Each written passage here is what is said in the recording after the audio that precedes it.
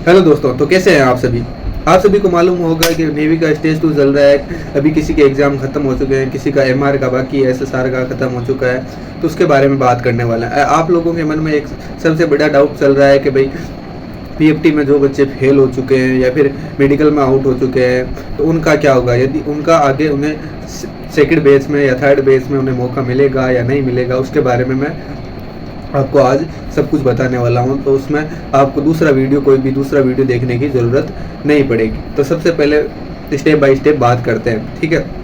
जैसे कि भाई मैं भी पीएफटी आउट हूँ, ठीक है, मैं भी पीएफटी में फेल हूँ। क्या मुझे आगे मौका मिलेगा, नेक्स्ट स्टेप मिलेगा या नहीं मिलेगा, उसके बारे में बताने वाला हूँ, ठीक है।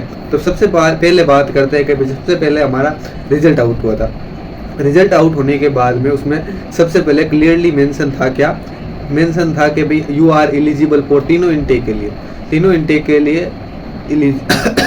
सॉरी तीनों इनटेक के लिए एलिजिबल लिखा हुआ था, ठीक है। भाई तीनों इनटेक के लिए पहले इनटेक दूसरी इनटेक तीनों इनटेक के लिए एलिजिबल लिखा हुआ था। लेकिन बाद में हमारा स्टेज 2 शॉर्ट लिस्ट में कॉल अप लेटर आया। कॉल अप लेटर में केवल और केवल यही लिखा हुआ था यू आर एलिजिबल फॉर, या फिर this is call up later for intake 02 2025, ठीक है। एक ही वो लिखा हुआ था, बल्कि हम एलिजिबल तो तीनों के लिए थे। यदि उन्हें एक ही बार में एग्जाम करा के एक ही बार में हमें एग्जाम दिलाना था, ठीक है, तो तीनों के लिए एलिजिबल क्यों लिखा गया? तीनों के लिए एलिजिबल क्यों लिखा?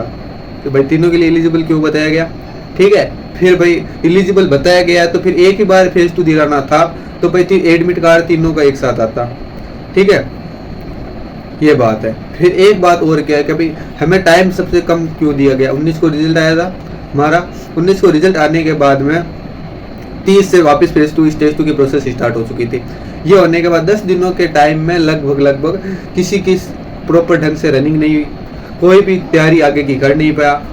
मेरा सेंटर था एनएस वलसुरा था, वहाँ में 100 में से 70 बच्चे, अर्थात मतलब 70% बच्चे आउट हो रहे थे, ठीक है। तो उनका करियर तो वैसे ही, मतलब एक इनटेक तो उनकी वैसे ही खराब हो गई।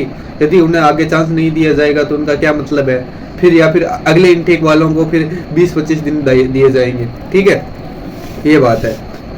जैसे कि भाई यहाँ पे वीडियो आया था भाई brothers defence academy YouTube channel पे, यहाँ पे अपने उत्कर्ष में रविकांत सर का वीडियो आया था। उन्होंने क्लियरली ये बताया था कि भाई मौका तो मिलेगा, ठीक है, मौका तो भाई आपको मिलेगा। सेकंड इनटेक में आपको बुलाया जाएगा, जो फिजिकल या फिर पीएफटी आउट है उन्हें एक बार फिर से बुलाया जाएगा, ठीक है। अब मेरे हिसाब से तो भाई बुलाया जाना चाहिए, ठीक है, और बुलाएंगे ही 100% तो नहीं कह सकता, लेकिन 99% चांस है कि भाई बुला ही जाएगा। तो आप एयरफोर्स की तैयारी करते रहिए, आईसीजी की तैयारी करते रहिए, और साथ साथ में रनिंग वगैरह पीएफटी की भी तैयारी करते रहिए साथ में। सॉरी, इससे क्या होगा कि भाई आपके आईसीजी की तैयारी हो जाएगी, एयरफोर्स की हो जाएगी, और नेवी के स्टेज 2 की तैयारी हो जाएगी, ठीक है। तो साथ साथ अब ये तैयारी भी कंटिन्यू रखिए और आपका श्योर हो जाइए, मतलब ये रखिए कि भाई हमें मौका दिया जाएगा। इस बार जो गलतियां हुई है वो आगे नहीं होगी, ठीक है। इंतजार करते रहिए, सब्र का फल मीठा होता है, ठीक है। तो आपको मौका दिया जाएगा। Thank you. यदि इन्फॉर्मेशन अच्छी लगी हो तो लाइक शेयर करें। थैंक यू मेरे भाइयों।